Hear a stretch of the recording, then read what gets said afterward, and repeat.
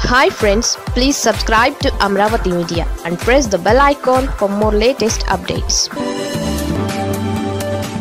దేవినేని అవినాష్ కోరికను జగన్ తీరుస్తారా? వైసీపీకి చెందిన యువనేత దేవినేని అవినాష్ ఈసారి నియోజకవర్గం మార్చబోతున్నారు. దేవినేని నెహ్రూ కుమారుడిగా రాజకీయాల్లోకి వచ్చిన దేవినేని అవినాష్ ఇప్పటి వరకు చట్టసభల్లో అడుగు పెట్టలేదు. ఒకప్పుడు విజయవాడ రాజకీయాలను ఒక ఊపు ఊపిన దేవినేని కుటుంబం ఇప్పుడు గెలుపు కోసం పరితపించాల్సిన పరిస్థితులు ఏర్పడ్డాయి. దేవినేని నెహ్రూ విషయంలో అలా జరగలేదు. ఆయన ఎమ్మెల్యేగా, మంత్రిగా అనేక పదవులు అనుభవించారు. దమ్మున్న నేతగా జనంలో ముద్రపడ్డారు.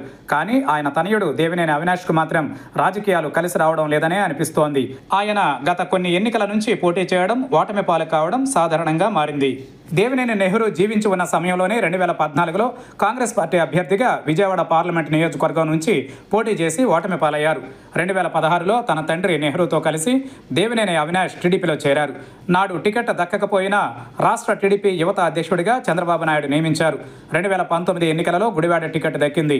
టీడీపీ నుంచి పోటీ చేసిన దేవినేని అవినాష్ నాటి ఎన్నికలలో కొడాలి నాని చేతిలో ఓటమి పాలయ్యారు. తర్వాత ఆయన అదే ఏడాది వైసీపీలో చేరారు. దేవినేని అవినాష్ ను విజయవాడ తూర్పు నియోజకవర్గం ఇన్ఛార్జిగా వైసీపీ అధినేత జగన్ నియమించారు. ఆ రకంగా టికెట్ దక్కుతుందని ఆయన భావించారు. 2024 ఎన్నికలలో విజయవాడ తూర్పు నియోజకవర్గ అభ్యర్థిగా దేవినేని అవినాష్ పేరును ప్రకటించారు.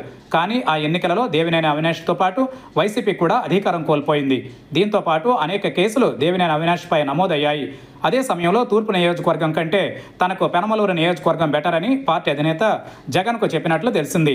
పెనమలూరు నియోజకవర్గం నుంచి పోటీ చేసేలా ప్రణాళికలను సిద్ధం చేసుకుంటున్నారు. తన తండ్రి దేవినేని నెహ్రూ గతంలో కంకిపాడు నియోజకవర్గం నుంచి పోటీ చేయడంతో అక్కడ తనకు బలమైన ఓటు బ్యాంకు ఉందని నమ్ముతున్నారు.